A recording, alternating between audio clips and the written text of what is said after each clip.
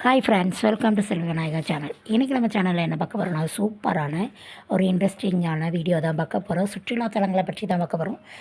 நான் போயிருந்த கொடைக்கானல் டூரை பற்றி உங்களுக்கு இன்றைக்கி நான் உங்களுக்கு எக்ஸ்பிளைன் பண்ணுறேங்க. இது பார்த்திங்கன்னா செம்ம சூப்பரான ஸ்பாட்ஸுங்க. செம்மையாக இந்த எல்லா இடமும் அடிக்கக்கூடிய அனல் அடிக்கக்கூடிய வெக்கைக்கு இங்கே போகும்போது நம்மளுக்கு ரொம்ப ரிலாக்ஸாக இருந்தது. நான் போனது 2 days ஒன்லி தான். ஸோ ரொம்ப சூப்பராக இருந்தது. காடு, மலை, அந்த அருவி எல்லாமே ரொம்ப அழகாக இருந்தது. அதில் ஒரு ஃபால்ஸ் இருந்தது, அதில் பார்த்தது. அப்புறம் அந்த மேகத்தை பார்த்திங்கன்னா அவ்வளோ சூப்பராக அப்படி இந்த பக்கம் நின்றுக்கிட்டே இருப்போம், அந்த பக்கத்தோடி மேகம் ஃபுல்லாக சூழ்ந்துடும்.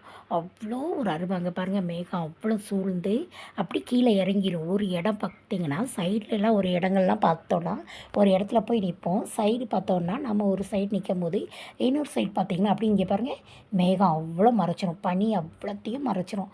இவ்வளோ பனி, இது அவ்வளோவுமே பனி தான். அவ்வளோ பனி அப்படி சுற்றி மறைச்சிருது. நம்மளுக்கு நம்ம மட்டும் நிற்கிற மட்டும் தான் தெரியுது. பக்கத்துலலாம் யாருமே தெரியல. அந்த அளவுக்கு பனி செம்ம சூப்பராக இருந்தது. இது பார்த்திங்கன்னா காலையில் நான் ஒரு 11:30 மணிக்கு எடுத்த வீடியோ இது. 11:30 மணிக்கு எப்படி இருக்குது பாருங்கள். அவ்வளோ சில் கிளைமேட்டு, அவ்வளோ ஒரு சூப்பராக இருந்தது. ஸ்வெட்டர் இல்லாமல் இங்கே நிற்க முடியல, அந்த அளவுக்கு சூப்பராக இருந்தது. சரி, இங்கே எப்படி போகலாம்? காரில் போகிறவங்க ஈஸி, நம்ம டிரைவர் யூஸ் பண்ணி அப்படி போய்க்கலாம். ஸோ பஸ்ஸில் போகிறவங்களுக்கு எப்படி போக முடியும் அப்படின்றத தான் நான் இங்கே எக்ஸ்பிளைன் பண்ணுறேன்.